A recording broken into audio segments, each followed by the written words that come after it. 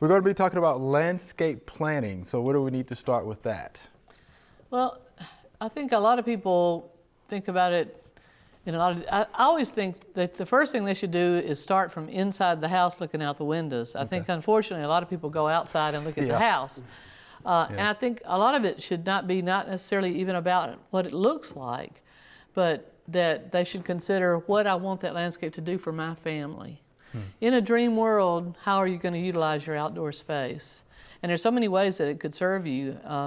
If you like to do outdoor grilling or entertaining, if you need a place to play sports with the kids, if you've got pets. A lot of people now like to grow their own food and vegetables and herbs and have edible landscaping space. And of course, my passion is gardening for wildlife, so that's a thing. But I think all that should come first with make that landscape serve your family and your lifestyle, make it a happy place for you to live, and then think about how to define that space for those needs. Okay. Now let's talk about foundation plantings and its origins. Well, it was started really because in the old days, a lot of our houses started way up high off the ground, you know, to keep them away from the termites and the wood rot, wooden floors and such. And if you look at European homes or even old style homes in this country, they did not have the foundation plantings. That was a recent, probably about the Victorian era is when it began. So they began to do it so that the house didn't look like it was floating up in the air, and now it's simply a bad habit. And so people are sentenced to pruning their shrubs. And there's no way that that serves their lifestyle. In fact, I think it's a detraction from their lifestyle. All that time you could spend out enjoying your landscape, instead you've got to keep those shrubs from swallowing your windows. And why? Why do we do this?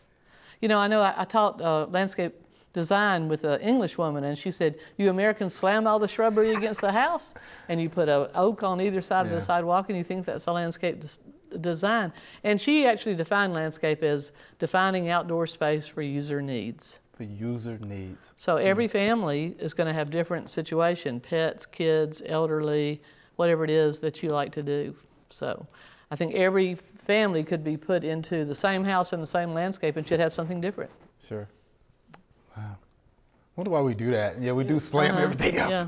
So then once you've defined those needs, and I say just do a simple balloon sketch. I don't go with all that, do a detailed landscape plan, because for one thing, it's very difficult. I think it's easier to design on site. But say you wanted to define different areas of your landscape for different uses, that this is going to be where I'm going to grow edibles, and this is where the kids and pets are going to play. Then you're sort of like building a house. You're going to define it with walls, which may be actually structural, or they may be plants. You might even think about ceiling. You either have open sky because you want the sunlight on your vegetables or your rose garden, or you want shade because it's where you're going to hang out and grill in the afternoon and want people to sit outside and enjoy. So that will determine your sky, your roof rather, then your walls, and then your floor. Is your floor going to be turfed because you want to run and play and need a place for the pets, or do you want to have a no-mow landscape? Yeah. That's a great way to go in the South. I always quote my old friend Plato Tulliadis, that the easiest garden to have in the South is the woodland garden, because the South wants to be woods. So we know that's true. If we plow a field and leave and come back in a few decades, we're going to have a woodland. So woodland gardens need some work and some editing, certainly, but they're certainly easier to work in than the hot, sunny garden. Sure. So. Sure. Now let me ask you this then. The average homeowner is probably thinking, I can't design my landscape. I mean, where do they need to go to get the resources to be able to do this? Well, the Master Gardener classes, I think I show, of course I teach your landscape design class and show lots of slides that demonstrate these ideas. But I say, look out your own window, over your sink, wherever you spend time, and if you don't like what you're seeing, you're the artist in charge. So block those things you don't enjoy seeing. If you nothing out there you enjoy, create something, a vignette for you to enjoy through the seasons. And I always tell people to think about all 4 seasons that you can enjoy. But you're the artist in charge of your views. So just start there. And what's your priority area? You know, pick one and just start there and begin to work. And also, I don't want people to be afraid, because I keep hearing this right plant, right place thing, you know. It makes it sound like you've got to get it right the first time and then your landscape will be perfect for here and forever. And that's just not true. It's going to change over time, so your needs out of it. Plants get bigger than the tag said. Areas that used to be shady become sunny when a windstorm comes through. And we change our house.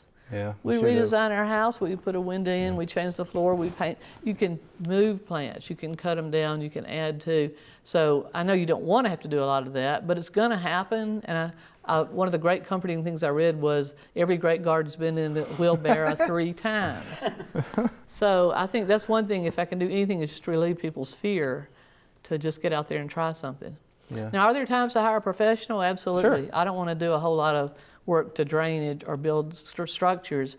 And also, I think every time I've ever hired a professional, they gave me an idea I hadn't thought about. Right. So just having another brain in on there can be a good idea. So that might be a place to start, just to pay somebody to come out and do consulting. Okay. But yeah, I definitely want to ask you that question because I get it a lot. People, well, I don't know anything about landscape design. How do I go about doing this? So it can be Right. relatively easy, or it could be as hard as you want to make it, right? Yes. Just kind of depends on what you want. And I start, people say drag hoses Yeah. around to define beds. Hoses are heavy. Yeah. I like to use that light plastic rope you can buy at Walmart or wherever. Nylon ropes. Yeah, and just tie it to a couple of stakes and hammer it out. Define your beds, and bigger is always better. You're going to fill them up faster than you think. And then just put some stakes in the ground where you think you want the plants to go, That's and write smart. the names on them and move them around and make adjustments. It's really not rocket science. Yeah. I say anybody who can design a beautiful interior room or can do a great flower arrangement, same principles. No matter what field of study you're in or what art form, even music has Yeah. similarities. Because you want some structure, some melody line, some rhythm, and then you want some improvisation on that. And the improvisation is where it starts to get kind of fun, That's when you start getting into the How about pretty that? stuff instead of the functional stuff. So you can have music in your landscape. I like Yes. that concept. Yeah, because think about the boring ones that you see. You've seen one of those. Right. And if you sang that, it would be na na na na Yeah. na. I like that. We don't want that. And also, I think a lot of people think they've got to have grass. Yeah. When the shady landscape really loans itself to not having grass, and that moss can be a beautiful asset. And a mossy floor as your flooring can be fantastic in the woodland garden. More people are getting into that now. Yeah, they are. All right, well, thank you for that information. Okay. All right, I hope that'll be a good start, for our homeowners who Yeah. are interested in landscape designing.